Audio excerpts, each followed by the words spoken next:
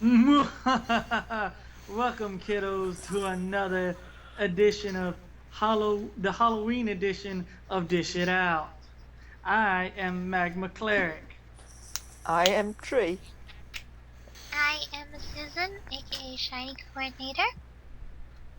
And I'm the Mountie.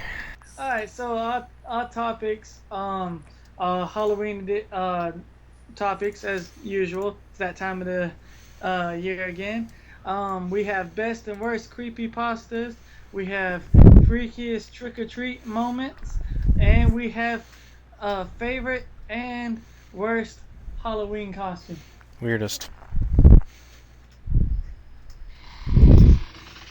The crypt. And I believe we'll let Wave start off with the best and worst creepy pasta. Certainly. I'll make this a little brief. So in this case, let's begin. In terms of my favorite creepypasta, that's a little bit hard to decide. For a while, I used to think it was Squidward Suicide. However, what ultimately changed that was when I had to reread it again because of a dramatic reading I was in a while back. I may or may not put a link to that in the chat or the description after putting this episode online. But to me, I just think one of the better creepypastas is Snow on Mount Silver. I think it may have to do with the movie, the fan movie that was made. As for worst, I just think that one handled horror a little bit better, and they at least put a little bit more effort into it in terms of like sprite editing and stuff. They actually bothered to make the Gen 2 sprites look legitimately frostbitten. That takes some effort. As for the worst creepypasta for me, okay, I refuse to call this a creepypasta. I downright refuse to call it that because it has. To me, the worst creepypasta is Sonic EXE. It is fucking atrocious. It has a terrible plot twist at the end. The story is riddled with spelling mistakes. The story doesn't even make any sense, and Sonic as a bad guy doesn't even work, and his methods of killing are stupid. And the idea that he can kill someone in the real life, wow, how original! Like, are you kidding me? I get that creepypastas aren't exactly unique, but for crying out loud, will it kill you to make something unique with it? Oh, and that's ignoring the author's friggin' attitude to when he found out his story was put onto the Trollpasta wiki. You know, because it was a steaming pile of goat shit.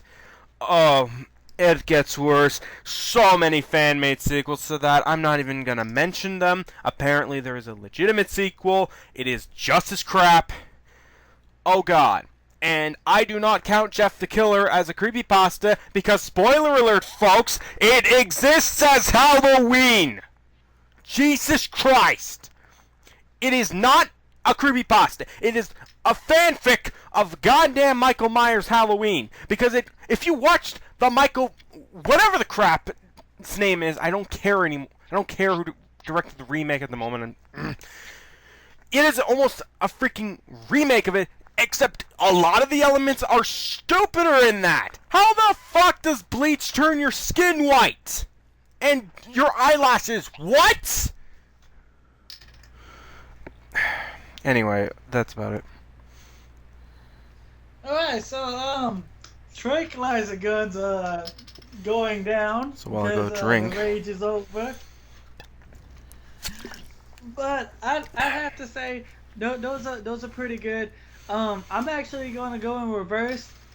My worst creepypasta I've ever read, and I may get hate from a lot of Pokemon fans. Lavender Town. I am so sick about hearing about Lavender Town. Okay, we get it. Yeah, it's a ghost town in a Pokemon game. But guess what? There are so many other creepy ghost towns. And so many other creepy music to go with those ghost towns that exist in other video games. Not just Pokemon. Okay? It's gotta stop. There's just too much Lavender Town. And now we go on to my best creepypasta that I have read, or check out the channel Mick Creepypasta. Anybody favorite with that, check him out. He does a lot of great creepypastas. But my best one from him, um, I'm I it's right there at the tip of my tongue. But basically, the boy can't get scared no more, so his father reads him a scary story, which turns out to be true, which turns out to be that the father, surprise, surprise, stole him as a baby, murdering his real mother and father, and his 5-year-old brother trying to protect him. And then it slowly sinks into the little boy that his father that raised him was the one that killed his entire family. Oh my god. It has emotion because you think the guy's going to kill the baby. Then he takes him and he's going to kill the baby. And then all of a sudden there's a change. There's an emotional change and you feel it in the story. And it is so good. And I would go check it out. As I said, I can't. It's right there at the tip of my tongue, and it won't come off. But yeah, that's. And I also agree with Rave about the Bleach guy. Uh, I'm thinking of Smiling Dog for some reason. I can't get Smiling Dog off my Oh god, brain. smile dog JPEG. Jesus. Yeah. Ugh. But that's gonna wrap it up for me with the best and worst creepy pastas for me, because there's a lot of good out there, and like I said, go check out McCreepy pastas. And if you want true stories, go check out Mr. Nightmare. Especially tonight on Halloween, he's got some great videos that are based on true events. So now that we have completed the first subject of the evening, let's move on into our second discussion, the weirdest trick-or-treat moments. I think I should go first in this because it was an idea, and I think it'll help set precedents for Tree and Magma when they talk about theirs. To me, a weird trick-or-treat moment is essentially, when you were younger and your family would take you out to other people's places to get candy? That's essentially what a trick-or-treat moment is. For me, while my memory is hazy about my early years when my parents would take me out trick-or-treating, I do recall this one moment where I recall this guy, maybe it was some other story where he was putting razor blades in apples. I'm sure some of you might have heard of similar stories like that. This asshole that doesn't like kids showing up to his place, so he just puts razor blades in apples. Yeah, I think it was that one. Though that might have just happened to somebody else. I don't recall pulling out a razor blade from an apple, but I heard about that. Another weird one was me and my sis went to this house. We had it was a really good haunted house though. They had everyone decked out in costume and everything, but the lighting was just so freaking strange. I think it was the same year that when my public school had a Halloween party. I think I just got a little bit weirded out because that one had a lot of strobing lights. But to me, those two are my weirdest moments. So next up would be Tree in this case. Okay. Let's just say my memory from my childhood is a little bit hasty. Let's not talk about what I remember these days, but for trick-or-treating moments, I have to say the weirdest moments are when random people ask for candy from you. Like, I'll admit, sometimes I actually was nice and gave them some candy. No, wait, I was nice all the time and actually did give anybody who asked candy, but I just found it a little bit awkward. Okay. And there was this one time during my it was during the year I was in school during Hurricane Sandy. By the way, now that's my favorite house to go trick-or-treating at. I ring the doorbell, a dog walks up, and it's like, are you okay with dogs? And it's like, yeah, I'm fine. And the dog was really, really friendly, so at first that was strange, but now it's like, Ooh, doggy. And that's pretty much it. Okay. Alrighty then. I guess it's my turn. That is correct. Alright, so my weirdest trick or treat moment, my weirdest thing that happened to me while trick or treating was I was about 7 or 8. I went to my grandparents' house to go trick or treating in their neighborhood, which is supposed to be a relatively safe neighborhood. Okay? Mhm. I decide I'm big enough and it's a pretty safe neighborhood. I can go trick or treating by myself. So I went trick or treating. I met up with some friends that were there. Eventually, they went home, and there was, I know as corny as this sounds, there was a one last house, and it was in the darkest part of this neighborhood. I go up there, knock on the door, trick or treat. He gave me some candy. I was like, okay, cool. Walk back home, thinking everything's okay. And I keep looking back because I felt somebody watching me. Mhm. And there was the guy who gave me candy was standing on the sidewalk with a bag following me, and I was the only kid on the sidewalk. So I quickly ducked between some bushes, ducked between some light poles, hoping that this guy would leave me alone. And he actually stopped and looked around, and he was calling out the guy that the character I was dressed up as. Yeah, I don't remember the costume, but he was calling out that name, and all I could remember is I had to get somewhere safe. So I ran to the nearest house, and basically they called 911 on the guy, and come to find out he was a child molester. Oh And my. yeah, yeah. So that was the first and last time I went trick or treating by myself.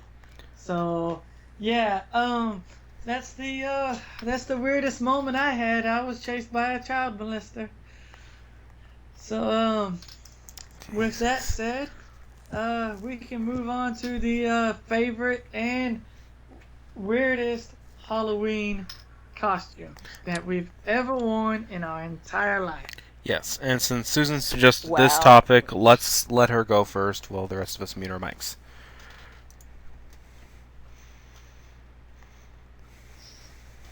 Alrighty. I've worn a lot of costumes over the years, so the memories of my ones from my childhood are kind of hazy.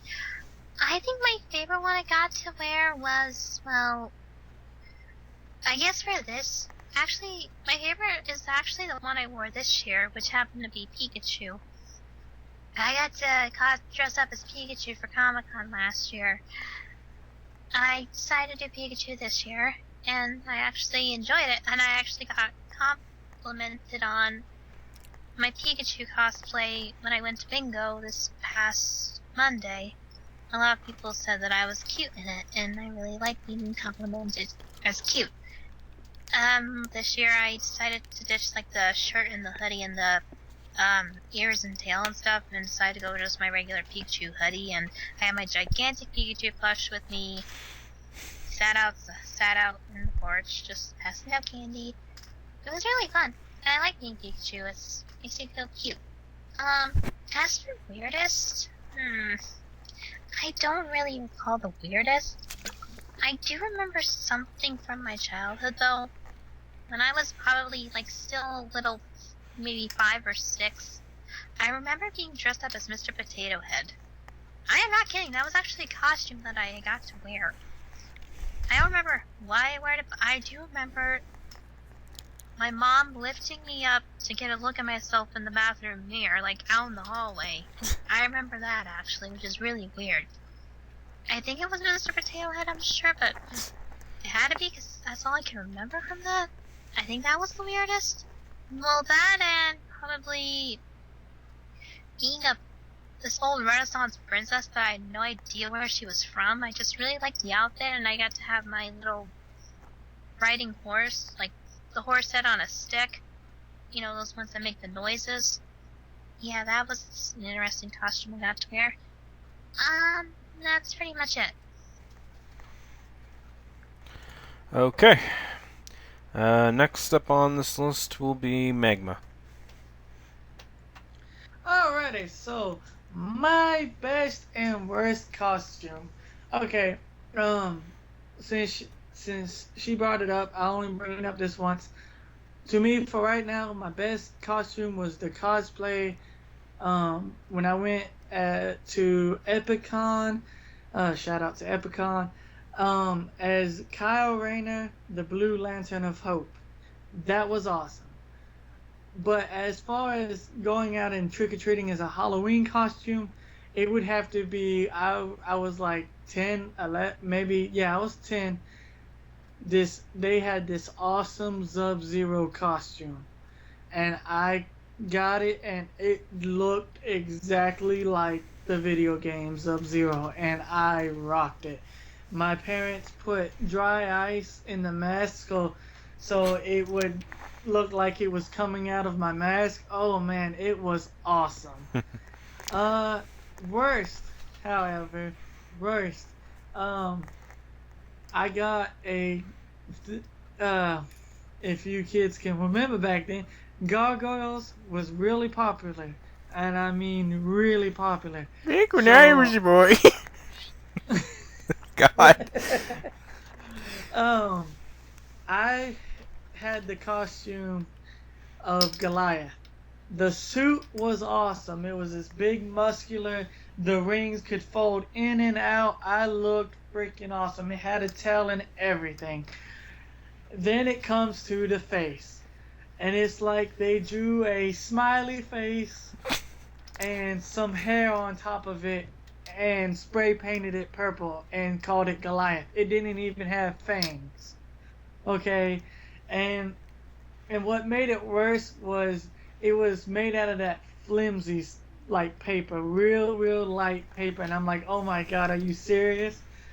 So initially I had to paint my face purple and go buy vampire fangs and get black hairspray, and I made it look, well, I didn't make it look, my parents made it look a lot better than the little paper mask that came with the costume. And then the other worst one, the weirdest one, was a friend of the family gave me a Mighty Morphin Power Rangers black costume. By the way, I was like 5 and this dude was like 18, so can you imagine it was his size? And they're like, and my parents go, but you wanted to be a Power Ranger. I wanted to be a Power Ranger that could fit into the costume of. Oh, we'll just make it like a Justin I had to thing. roll the sleeves up on that costume 3 times just to get it to fit on me. Yeah, we'll just pull a Justin on it.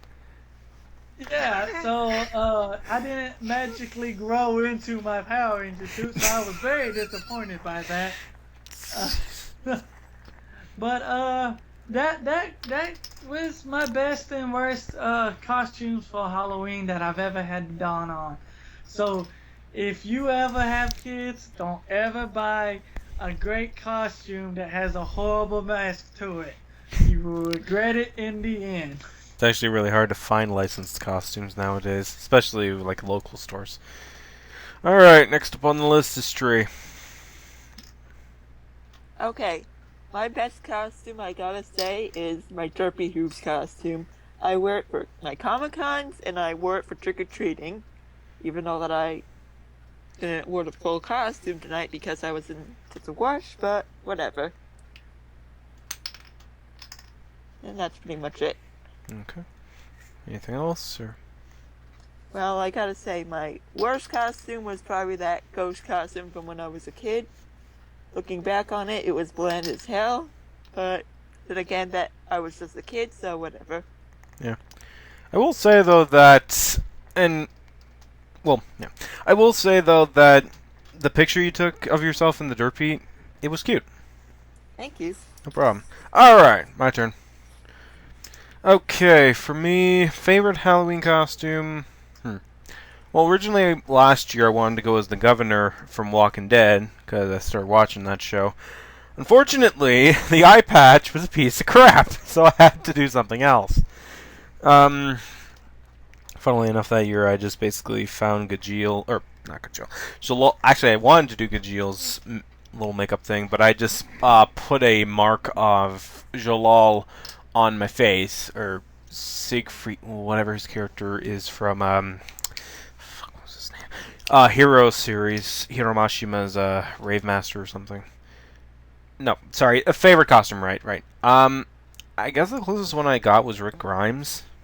That's about it. That or the time I dressed as, like, I think it was like Freddy X, where I had a Freddy Krueger claw hand thing. I had an Akatsuki cloak. I still have that Akatsuki cloak in my closet, though, funnily enough. I don't know. Can't exactly remember my favorite. Weirdest / worst in my case. I went as a cow one year. That, like a generic cow costume. Yeah. Yeah. I think that's really about it. Oh my! Yeah. I guess it's kind of ironic in hindsight because, well, my weight, but that's another story. But yeah. So that's really about it, and I can't really think of any worst because, yeah, likely because of memory. So that takes care of all of our subjects today. So hope you guys have a good after Halloween, because we're probably going to get this video up after Halloween because time constraints and shit. So that concludes this issue out.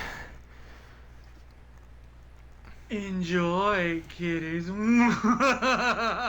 And we are keeping you away from the kitties, Magma, because that's creepy. Good idea. So let's round this up. I'm Kyria. Yeah. Magma. I'm And this Susan. is Tree, and I wish Halloween was more than one day. Well, then it would just get overdone. Anyway, bye.